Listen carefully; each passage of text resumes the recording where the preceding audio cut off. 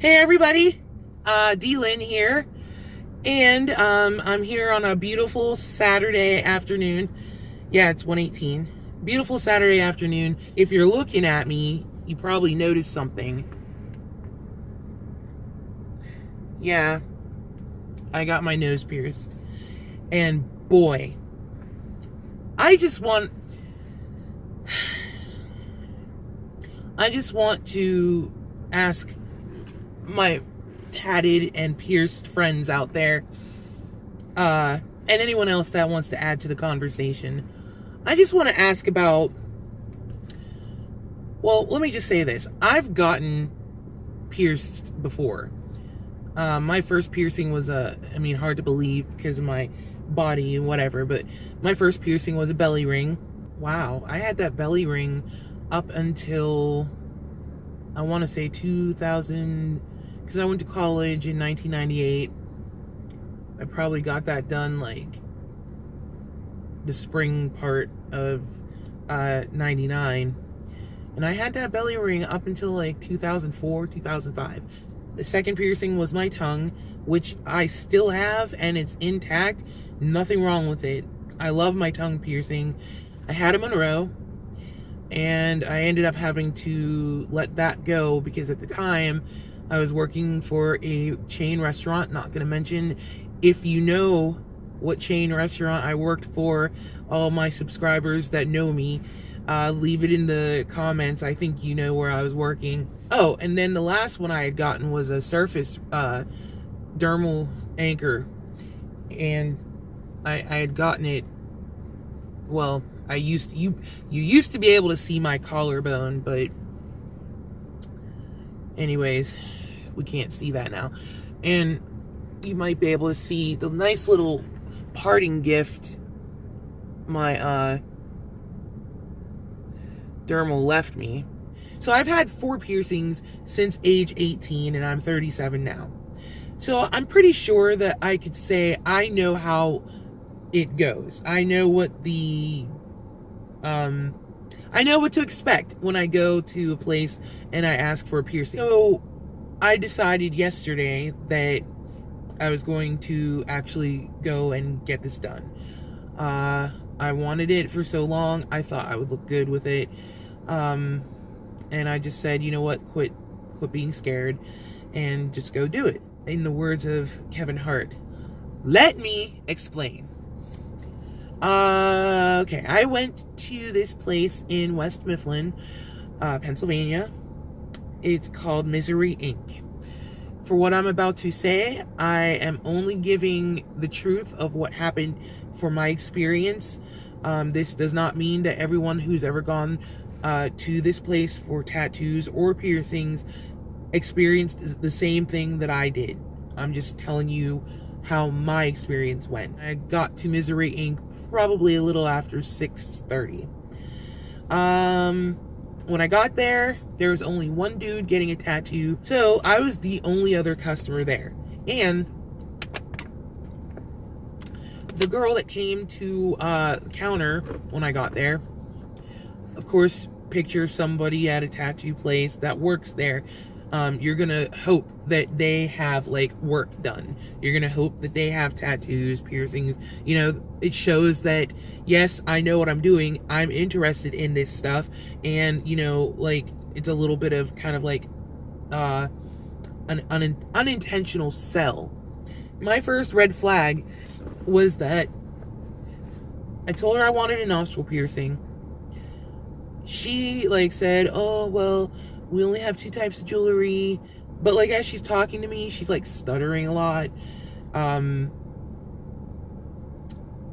Didn't sound sure of herself. And I don't know how much people notice that type of thing, but it's something you should notice. Because if I'm coming to you for a service and you don't sound too sure about what you're providing, that makes me uneasy. So she's like telling me about the difference between the 2 rings. I forget what else I'd asked her, but I was just kind of like, but I didn't see anyone else working there. It was just her and the other dude that was doing the tattoo. I'm looking at everything, it looks clean, and I'm not worried. She calls me in the back, I go in the back, tells me to have a seat. I sit on their doctor chair thing and lean back. We discussed that I wanted my piercing on the right side. She makes the little mark with a marker on my nose for where I want it to be. And I'm just like, yeah, that's good, whatever. And she fits the smaller ring, fits that jewelry on first, kind of giving me an idea of what it's going to look like. And she's telling me that, you know, at first it's probably going to be tight because of your nose swelling. As with all piercings, you experience swelling. If you don't, congratulations, Post Malone reference. If you have never experienced any swelling, I'm so happy for you. You must be the healthiest mother in the world. He's telling me about the swelling and the ring. You need to be able to have, you know, a loose ring to allow movement, you know, because you have to move the ring back and forth, make sure that there's no obstruction, whatever. She's explaining all this to me, and I'm just like, yeah, I've heard this before, but I'm listening, you know, because it's been a few years. I didn't know if things changed since I've had a piercing last. I'm letting her talk to me. She sounds, you know, like she knows what she's talking about, but she still was doing the what do you call it, stuttering. She was still stuttering, still didn't sound sure of herself.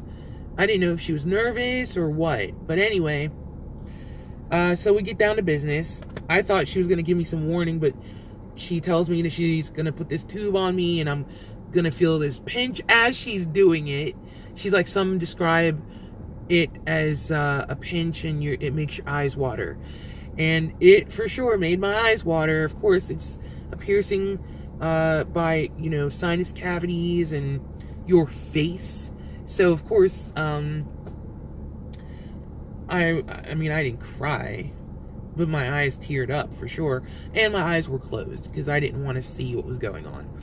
But anyway, I was trying to tell each part of what was happening by the feel.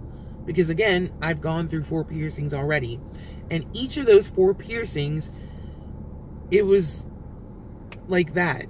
But with this, I don't know what the hell she was doing. It felt like, I mean, to be honest, I don't even remember feeling the forceps. She had to have had forceps, because I was trying to think about this too, that you have to be able to see where the needle's going inside, because you don't want to poke someone on the other side of the nostril. So you have to be able to like turn the nostril up to see what you're doing. I was feeling all different kinds of points of pain away from like where the point of puncture, where the needle went through. I was feeling pain like in all other parts of this. And I'm just like, in my mind, like, what the fuck? Like, I'm just like, please let this be over. And it just felt like it was going on. And I'm just like thinking, like, what's going on? What happened? What's going on? Why is this taking so long? Some considerable amount of time had went by.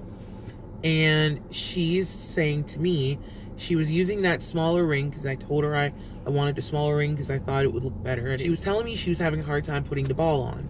I kind of figured that, heard and felt the ball drop a few times and her having to pick it up.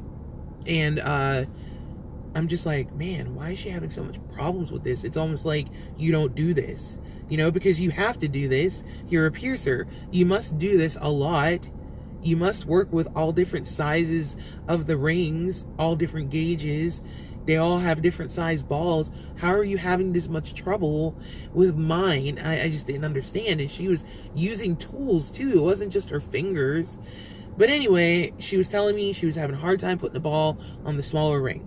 What I thought she said was she was going to replace the smaller ring with the bigger, I mean, not big, but just like the bigger ring, the medium-sized one, and try that. And I was just like, oh man, I'm gonna have to go through all that again, because all I could think of is I'm going to feel the ring coming out, I'm gonna feel this new ring going in, and she's gonna be manipulating my nose some more. But I was just like, if you suggest that, that's fine, you know, I'll deal with this some more, whatever. So again, you know, as I explained just now, I felt the removal, or what I thought was the removal of the ring. I felt the new ring going back in. Then I felt more manipulation and more turning, and like just my nostril, my poor nostril. I felt like she was just jamming crap in my nasal cavity and my nostril. She was just like ripping it apart. And I'm just like, what the hell? Like, I didn't get what was going on. And after a few more minutes of that, she's like, I'm just gonna have to probably go with the Post. I'm gonna have to go with the Post because this isn't Post Malone. Not Post Malone. I wish, oh my God, if she would have pulled out Post Malone, like from the back room or something, I would have probably just forgot about the piercing altogether. But anyways, I'm sorry, I digress some more. I'm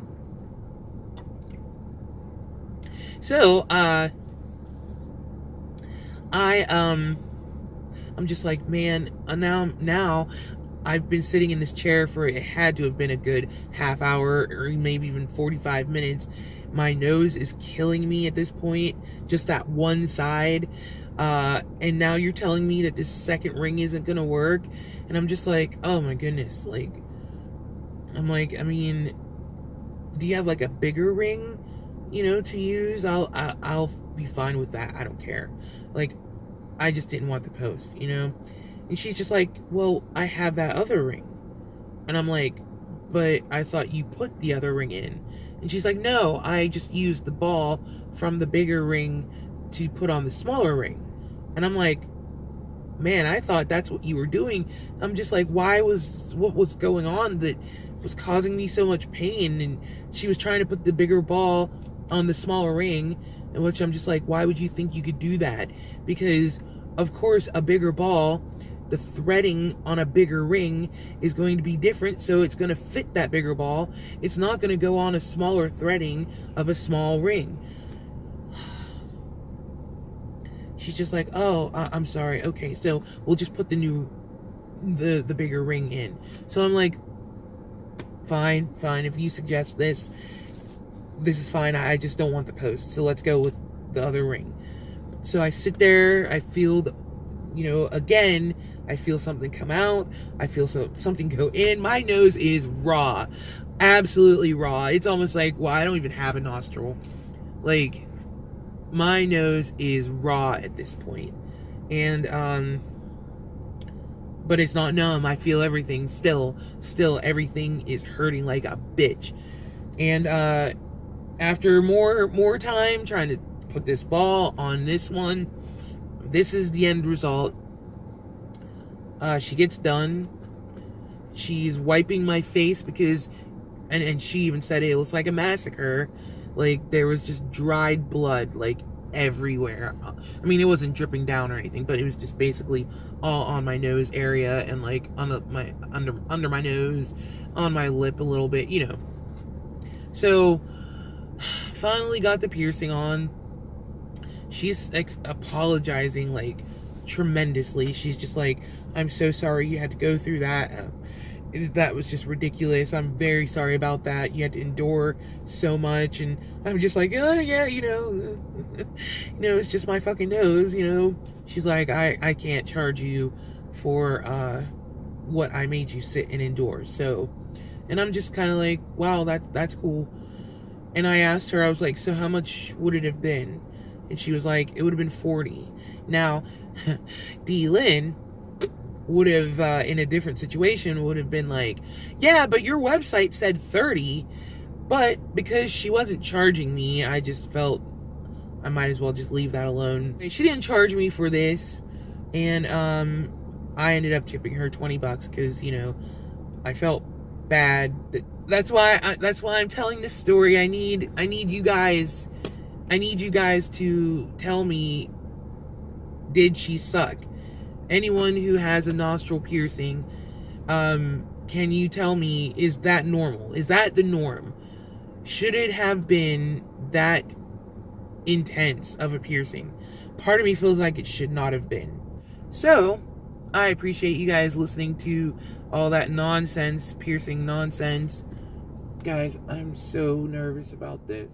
I guess I will check y'all later.